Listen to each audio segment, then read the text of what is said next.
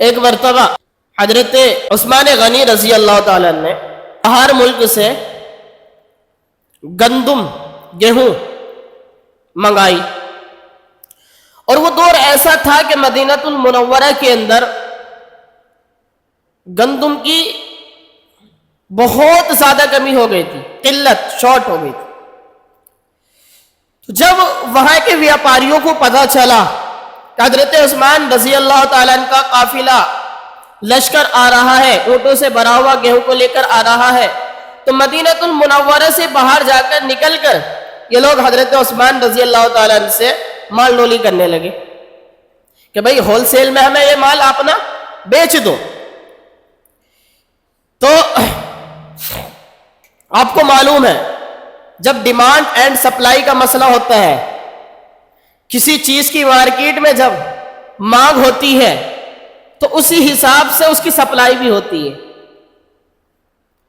تو حضرت عثمان غنی رضی اللہ تعالیٰ نے کہا ٹھیک ہے لگائیے قیمت، تو انہوں نے کہا ہم اس کی ڈبل قیمت لگاتے ہیں۔ مثال کے طور پر 100 روپے کلو آپ کی گیہوں ہے، ہم 200 روپے کلو آپ خریدتے ہیں۔ حضرت عثمان غنی رضی اللہ تعالیٰ نے کہا کہ نہیں، پروفٹ کم ہے، نفع کم ہے، کہ ٹھیک ہے ہم 300 روپے کلو خرید لیتے ہیں، کہ نہیں ابھی بھی کم ہے، کہ ٹھیک ہے 400 روپے کر لیتے ہیں، کہ نہیں ابھی بھی نفع کم لگ رہا ہے میرے کو، کہ اچھا 500 کر لیتے ہیں، کہ نہیں رہنے دو تم سے نہیں خریدا۔ تو اب ان لوگوں نے جو ویاپاری تھے گیہوں کے بڑے بڑے تاجر تھے، انہوں نے کہا حضرت عثمان سے کہ عثمان دیکھ اب تو ہماری اور تمہاری بے نہیں ہو سکتی، خرید و فروخت نہیں ہو سکتی، اب ہمارا تمہارا لین دین نہیں ہو سکتا، لیکن اتنا تو بتاؤ آخر اتنی گندم کو تم بیچو گے تو ہی کرو گے کیا اتنی کا، اگر بیچو گے نہیں تو آدمی کو 100 روپے کے بدلے 500 مل رہے ہیں،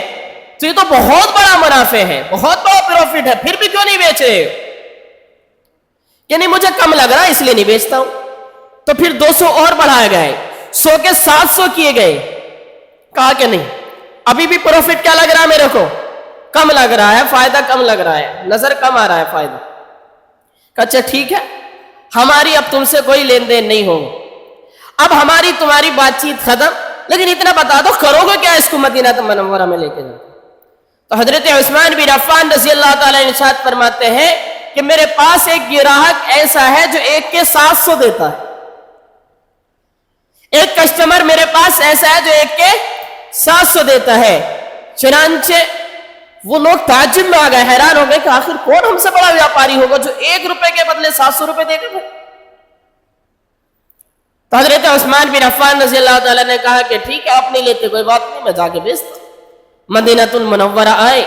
اور سارا کا سارا اونٹ پہ جو لدا ہوا مال تھا گیہوں کا مدینہ المنورہ کے غریبوں کے اندر تقسیم کر دیا، فی سبیل اللہ، اللہ کے لیے، اور ان سے کہا کہ وہ ہے میرا گراہک جو 1 کے مجھے 700 دے گا۔ بتاؤ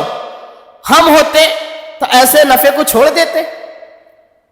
ایسے پروفٹ اور فائدے کو چھوڑ دیتے، ایسے گراہکوں کو تو ہم سلام کرتے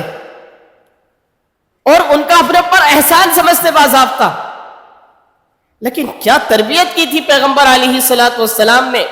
خیر خواہی کیسے سکھلائی تھی کہ اتنے بڑے منافع کو 1 کلو کی جو 100 روپے کلو تھا وہ گیہوں، وہ 700 روپے کلو لینے کو تیار ہے سامنے والا، اس کے باوجود بھی کہتا ہے کہ نہیں۔